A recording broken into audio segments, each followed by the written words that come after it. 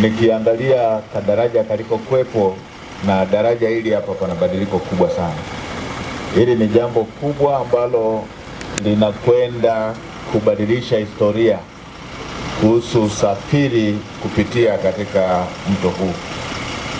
Na kwa hili la daraja tumpongeze sana Mheshimiwa Rais, kwa sababu ni daraja ambalo limeweka tofauti na lile lililokuwepo la awali.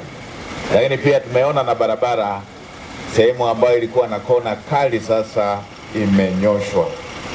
Na Mheshimiwa Naibu Waziri ametuambia kwamba yako madaraja ya aina hii mengi ambayo yametengenezwa. Hii yote ni kwa ajili ya kuokoa maisha ya Watanzania katika maeneo ambayo yalikuwa yanaleta shida.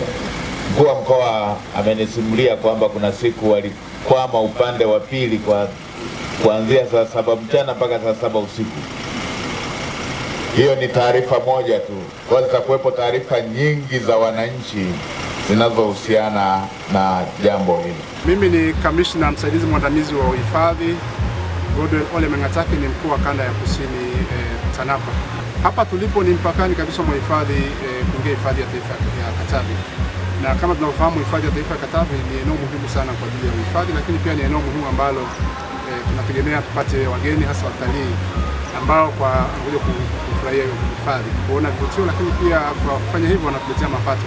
Kwa kuimarishwa kwa daraja hili ni jambo la msingi sana na muhimu, na imekuja kwa wakati kwamba watalii wale ambao walikuwa wanapata shida na wasiwasi wanapovuka kidaraja kidogo kilichokuwepo, sasa wanaweza kuingia hifadhini wakafanya shughuli zao za utalii kwa urahisi kabisa na kufurahia hifadhi.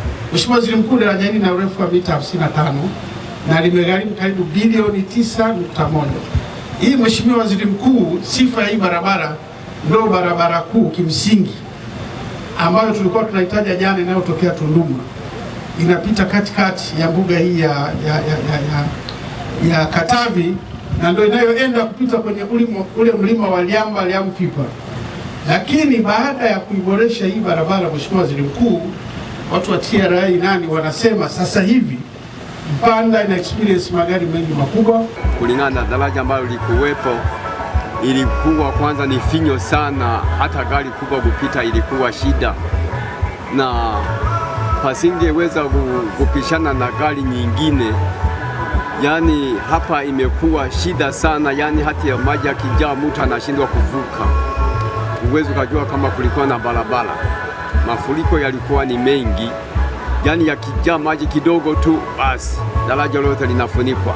Kutokana na daraja lilivyokuwa finya, magari yakidumbukia, wengine walikuwa wanang'atwa na viboko, wanyama wa ndani ya maji wanapoteza maisha. Pia na maji yalikuwa yanapelekea watu kupoteza maisha yao. Daraja ni kiunganishi kati ya hifadhi ya taifa ya Katavi na kijiji cha Starike.